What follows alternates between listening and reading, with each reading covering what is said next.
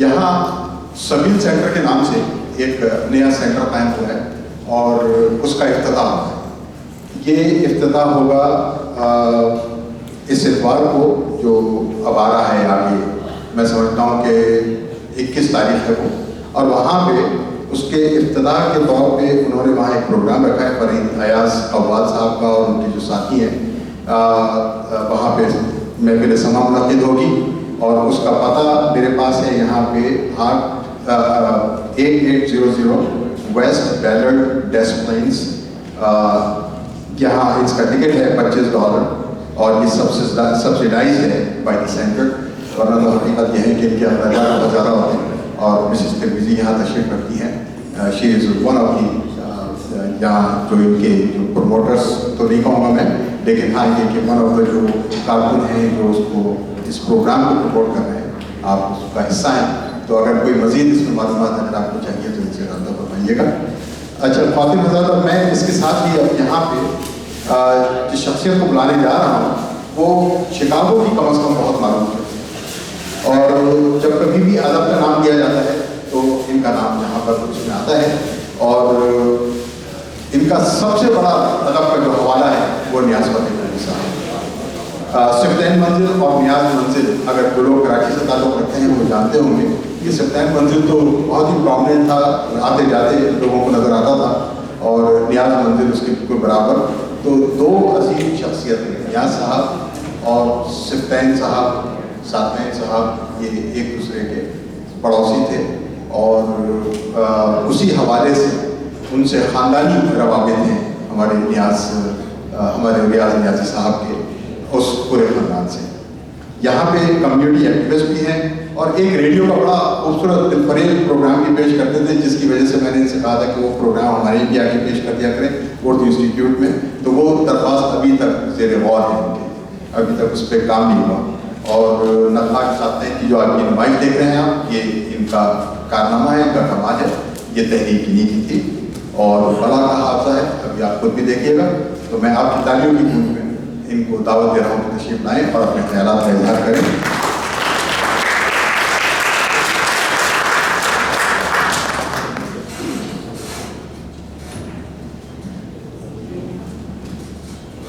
बहुत शुक्रिया मिनादर साहब, इतनी इल्म अफरोज़ और इतनी तहक़ीक़ाती जो गुफ्तगू तक़ियाबी साहब ने की थी, उसके बाद किसी का भी बोलना चे हमारे धारक बहरकैफ। मैं जमीन साहब बताऊँगा, जब मैं भाई सलमान को लेके मोटर में जलसागाह में आ रहा था तो रास्ते में गुफ्तगू कुछ यूँ हो रही थी कि काश डॉक्टर तक़ियाबी साहब, doctor Sarfaraz Niazi, doctor Salman Ahmad, doctor आबिदुल्ला गाजी और दैट मैटर डॉक्टर रज़िया फतली जैसे इल्म, फ़िक्र, सोच और बलागत रखने वाले लोगों की अगर 5% की सलाहियत उनमें होती तो मैं भी अपनी याददाश्त कलमबंद करता। और उस याददाश्त का जो इब्तिदा या पहला बाब होता उसका नाम नियाज़ मंजिल से सिफ्तैन मंजिल तक रखता, इसलिए कि जो मोहब्बतें, जो रिश्ते, जो नाते, जो वाक़यात, जो मुशाहिदात नियाज़ मंजिल से सिफ्तैन मंजिल तक मैंने हासिल किए, उस पर गुफ्तगू करने के लिए 2-4 घंटे नहीं, आप लोग कई दिन चाहिए हैं, लेकिन कहते हैं सुना देंगे फसाना कर मिली फुर्सत ज़माने में। जो मोहब्बतें, जो रिश्ते दो घरों में शुरू हुए हैं, उसका अंदाज़ा आप इस तरीके से करिए तो कि मेरी बीवी ने मना किया था, लेकिन फिर भी मैं जिक्र कर रहा हूँ, इस हद तक करीब हो गए थे तभी साहब कि हमारे यहाँ के शामी कबाब की खुशबू इनके यहाँ की उड़द की दाल और पतूरे के सालन में पेवस्त हो गई। तो कहेंगे पतूरे का सालन क्या होता है, भैया आप कर रहा है, तो उसकी भी रेसिपी बताने के लिए कोई और वक्त उठा रखते हैं।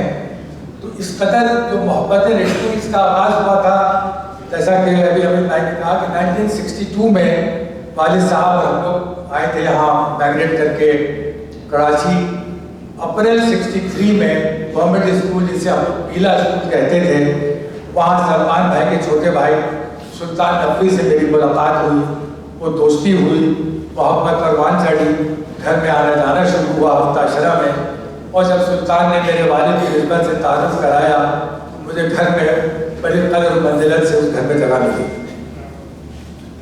میں نے اپنی 13 سال کی عمر میں جس مزدور و مجذوب و قلندر کو دیکھا ہے اس کو نام میں نے چچا جان دیا تھا. صادقین کہنے کی ہمت تب پہلی تھی نہ اب. دستور ہے گھروں میں تو لوگ بڑے نام لیتے ہیں, جیسے سلمان بھائی کو ان کو بھائی صاحب کہا جاتا تھا, اور ان کے والد صاحب جو تھے راج بھائی محمود صاحب ان کو بابا صاحب کہتے تھے.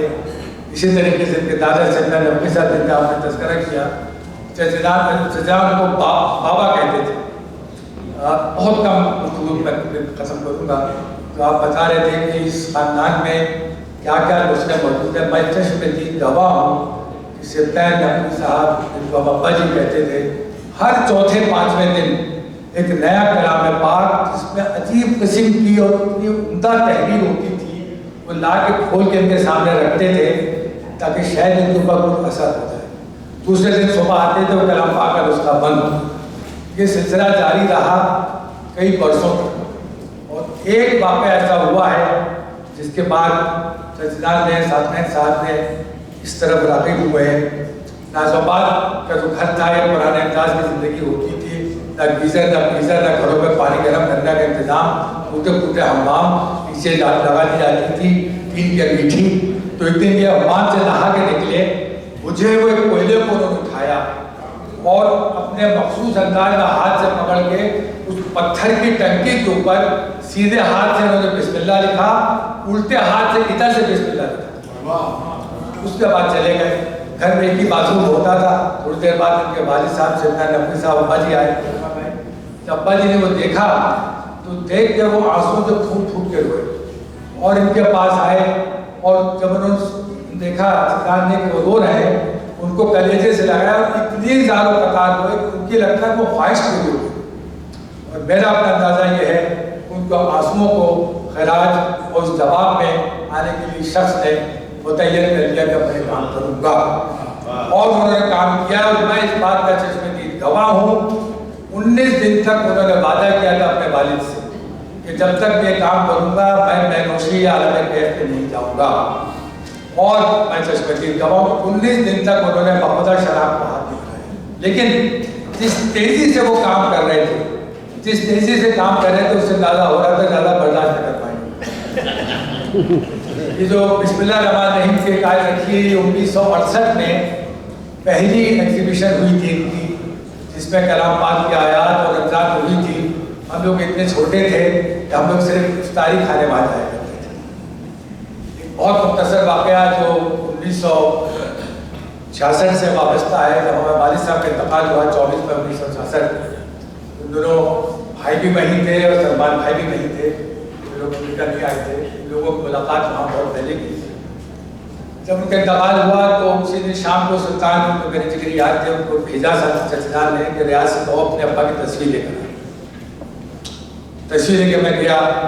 جب ان کا کمرے میں سرکار مندر میں داخل ہوا تو وہاں ٹپائی کے اوپر ایک اٹنگا سا بارانی کرتا پہنے, ملگزہ سا پیجامہ, الجھے ہوئے بال, وہ تھا اقبال, جو بعد میں اقبال مہدی کے نام سے مشہور ہوا. اور انہوں نے کہا کہ میں تمہیں جانے نہیں دوں گا جب تک کہ تم اس تصویر کو سامنے رکھ کر پورا نہ سنا. کیونکہ اقبال مہدی اس وقت صرف نقال کے نام سے بہت مشہور ہو گئے تھے. انہوں نے بیٹھ کے وہ اپنے سامنے رات کو تصویر ان سے بنوائی, اور اس کے بعد اس سے کہہ دیا اس میں تم رنگ نہ بھرنا, رنگ اس میں میں بھرنا. اور رنگ بھرتے ہوئے ان کا جملہ ابھی بھی کام میں جملہ کہ ریاض جی ابا کی تصویر پہ وہ رنگ بھر رہا ہوں جو فرانس سے لایا تھا, اور یہ وہ قیمتی رنگ ہیں نہ صرف تمہاری میری بلکہ آنے والی کئی نسلوں تک یہ قائم رہیں گے. اور حقیقت ہے کہ وہ تصویر چوں کی تو ویسے ہی رکھی.